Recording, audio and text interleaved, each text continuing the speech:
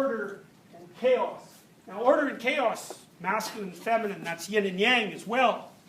They can unite to produce some third thing, and that's often the sun. It can be the sun as in the thing that shines, but also in terms of the biological sun. There are complicated reasons that those two things are interrelated. This is Horus, and he's the offspring, the child of Isis and Osiris. And I won't tell you the entire story, but I'll tell you a couple of things about Horus that are worth knowing. You've all seen the Egyptian eye, right? The eye with the wavy eyebrow. Everyone's seen that. It's kind of weird because it's really old, but you all know it. Okay, that's Horus. And if you look at the Egyptian eye, the eye is really open. So that's an element of what Horus is. Horus is, in fact, the open eye. So Horus you could think of as the god of attention. It's not the god of intellect. There's a very important difference. Horus is the god of attention. And that's also why in this representation you see he's got the head of a bird. It's not any old bird, it's a falcon.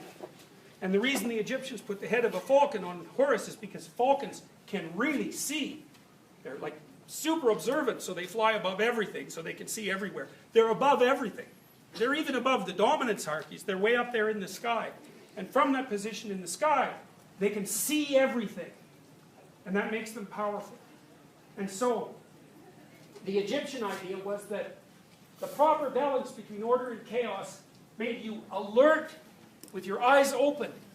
And that was what made you, that was an element of human divinity, so to speak. That was the deepest expression of your soul. Here's a way of thinking about that.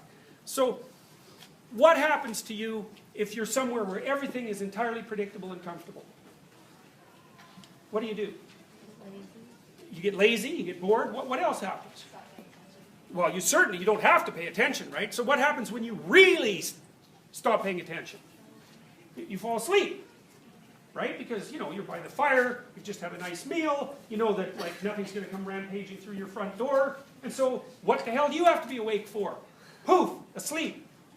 So now that's good, sometimes you have to sleep, but as a lifestyle, it's somewhat limiting. So if you're just sitting around hyper comfortable all the time, it's like you get all doughy and useless, and it's not helpful. That's the sort of couch potato thing, right? It's not helpful because if anything does come along, you're in trouble. And plus, you're nothing like you could be.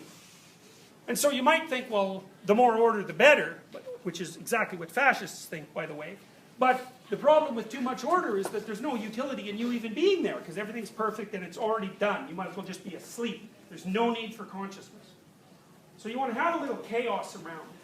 And then you might ask, well, how much chaos? And the answer would be, well, how about not enough to paralyze you? Because that's too much. Then you're just prey. And you might be awake, but it's like,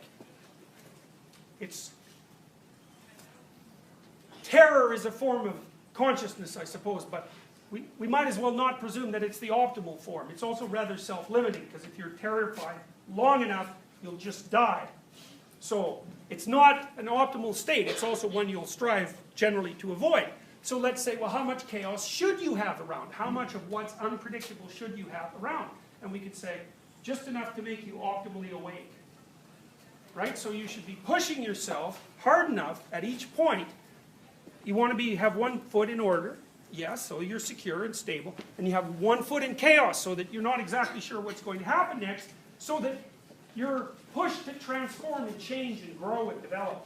And you can tell when you're there, because then you're alert and you're paying attention.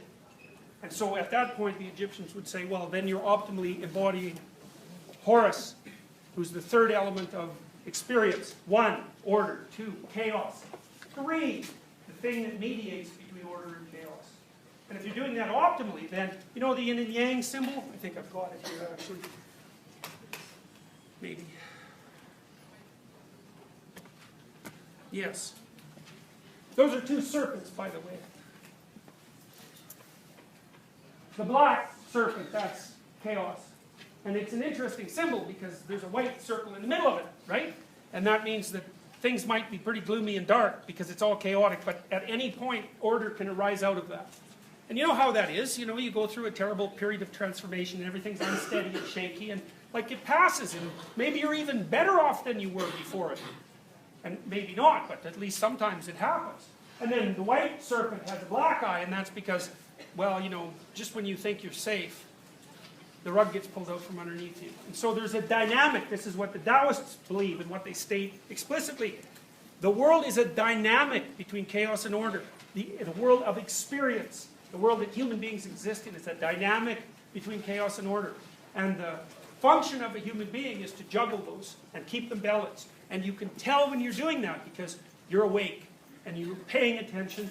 And not only are you healthy in who and what you are, but you're moving towards something better. And when that happens to you, then you're possessed by a deep intimation of meaning.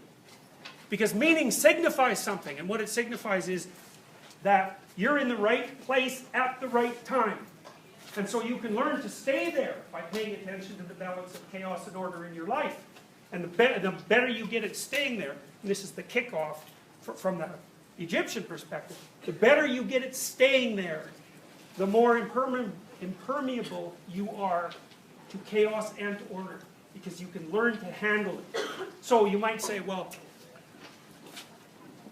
life presents you with a challenge with regards to its ultimate significance, right? You might say, well, what's the use of human striving in the face of everything that's terrible in the world, including our own vulnerability? It says, well, you're not going to eliminate that, but it's possible that if you balance things properly, that you can learn to live with it. And maybe you can even learn to understand that those two, the dynamism between those two things is actually a precondition for being. And that without it, there wouldn't be any being.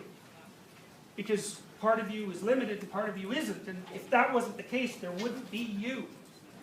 So the question arises, it's an existential question. What do you do with that set of facts? And it looks like your nervous system, in a sense, is already set up to answer that. Pay attention. Put yourself in a situation where you're paying attention. If you pay enough attention, you're right in the place that you should be. And that will be at least sufficient. And maybe it'll be more than that. Maybe you'll say, it's okay.